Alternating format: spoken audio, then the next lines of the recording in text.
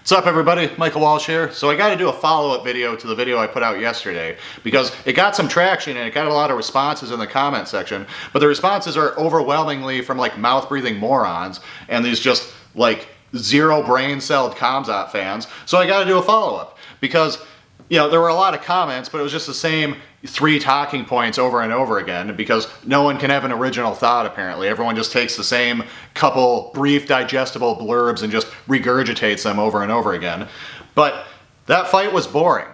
The fight on Saturday was boring. It was a letdown. Most of us were excited to see that fight. Most of us thought there was no way it could suck. Most of us, myself included, were more excited for that fight than we had been for any fight this year. I've been looking for it. I remember saying at the end of 2024 that the fight I was most excited for in 2025 was Dricus versus Khamzat. And I remember being pissed when Strickland got the rematch and Khamzat didn't just go in there because I was worried we were going to not get this fight. Because that's how excited I was for it. And you have idiots trying to defend this as some exciting performance and saying you're a casual if you thought it was boring, and that you're either salty that Khamzat won, or you hate when people mix the arts, or you just hate grappling. And this is all complete nonsense. Okay? And it also shows that people have just no fucking listening comprehension, because if you just go back and watch my video, I explain a lot of this anyway, but I'm a Khamzat fan. I like his style. I was excited when he came to the UFC. I was excited watching him climb the ranks. I was excited watching him get tougher and tougher fights and just blow people out of the water. That was great. I went back and watched his regional fights. I went back and watched his amateur fights. I've watched a lot of his wrestling matches. He's exciting. It's fun watching him come out in the first round with just no respect for his opponent and try to get them out of there as quickly as possible. That's exciting to watch. What's not exciting to watch is the shit we saw on Saturday, where he just gets 23 minutes of top control, does virtually no damage, and never even gets close to finishing the fight. And what's funny about that is I saw idiots saying, he landed 500 insignificant strikes. Because they were insignificant. Because watch this. Oh my god, I just landed 20 strikes. Isn't that fucking crazy? Oh my god, look at it. Look at it, guys. This is the most exciting fight I've ever fucking seen in my life. I'm so glad I watched this.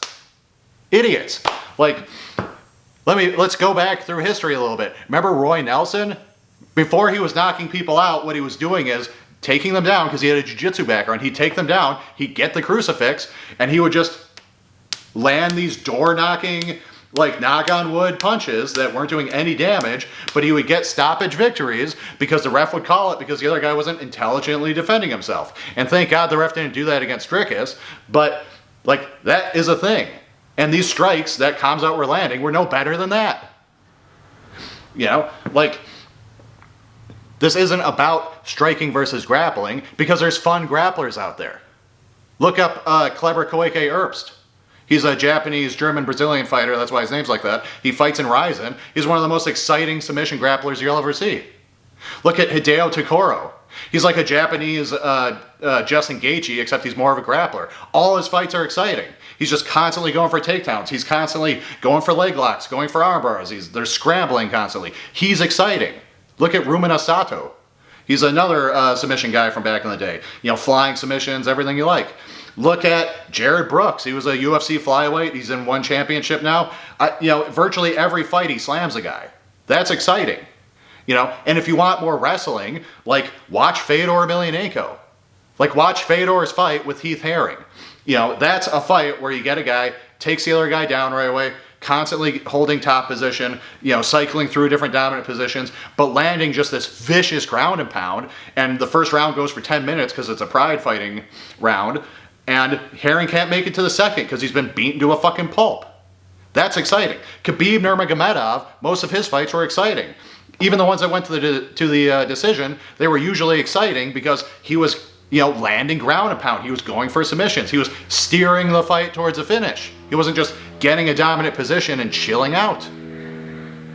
Even Ben Askren had a lot of fights that were more exciting than the fight we saw on Saturday.